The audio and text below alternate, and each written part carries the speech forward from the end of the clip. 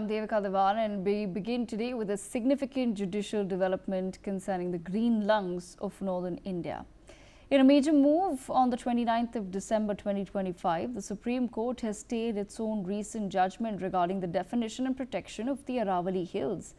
This decision comes after a wave of protests and intense criticism from environmentalists who warned that the court's previous ruling could inadvertently hand over massive stretches of this ancient mountain range to the mining industry.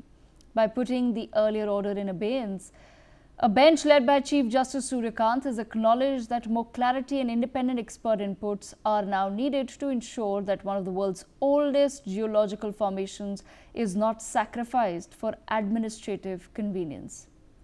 To understand why this is a crisis, we have to look back at the older order that was passed just last month on the 20th of November. In that ruling, the Supreme Court accepted a new uniform definition of the Aravallis proposed by the government-led committee. The committee suggested that only landforms with an elevation of at least 100 meters above the local relief or the surrounding ground level should be legally classified as the Aravalli Hills. While this sounded like a scientific standard, the controversy was immediate. Experts pointed out that the Aravallis are not some high, jagged peaks like the Himalayas. They are heavily eroded ancient hills. Using a 100-meter cutoff would mean that over 90% of the hills historically recognized as part of the range would suddenly lose their legal protection. Critics argued this was ecological amputation, effectively reclassifying thousands of acres of hilly terrain as plains and opening them up for mining and real estate development. But there's a context, viewers, to this legal battle which dates back to May 2024 when the Supreme Court first noticed a chaotic lack of consistency. For decades, the four states through which the Aravallis run, which is Delhi, Haryana, Rajasthan and Gujarat, all had different ways of defining what was a hill. Rajasthan used the 100-meter rule, while Haryana often relied on local land records. This lack of a uniform definition actually created massive legal loopholes that mining mafias and developers exploited for years. The matter then reached the courts because of the staggering scale of illegal mining and the resulting ecological collapse in the region. The court's intent in 2024 was to create one clear scientific rule to stop the confusion, but the resulting 100-meter threshold ended up being viewed as a victory for the mining lobby rather than the environment. And the stakes here could not be higher. The Aravallis are much more than just a collection of rocks. They're a 700-kilometer long ecological lifeline. They act as a natural wall, a green barrier that prevents the Thar Desert from expanding into the fertile Indo-Gangetic plains and swallowing cities like Delhi. Beyond that, they are the primary source of groundwater recharge for a region that is already facing a severe water crisis. The fractured rocks of the Aravallis act like a sponge, soaking up the monsoon rains and feeding the underground aquifers that millions of people depend on for survival. If the Aravallis are left open to rampant mining, the consequences would be catastrophic and irreversible.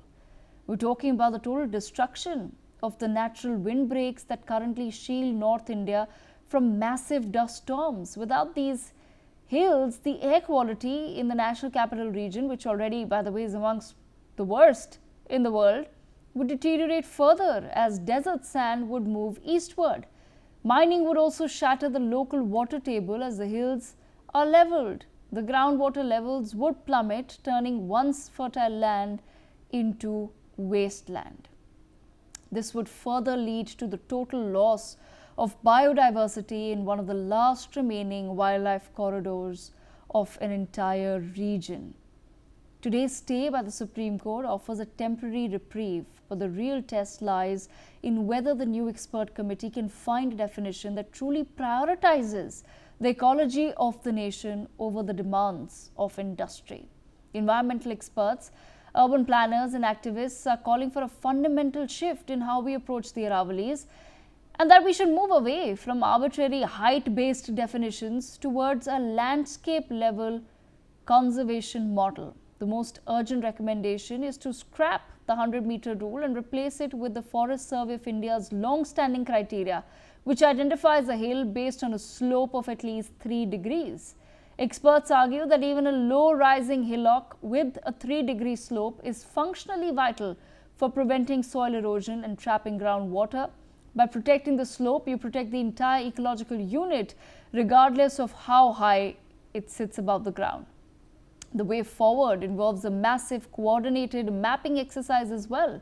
Experts are now pushing for a comprehensive mapping of the entire 700-kilometer range by the Forest Survey of India. This would create a single legally binding map that leaves no room for state-level ambiguity.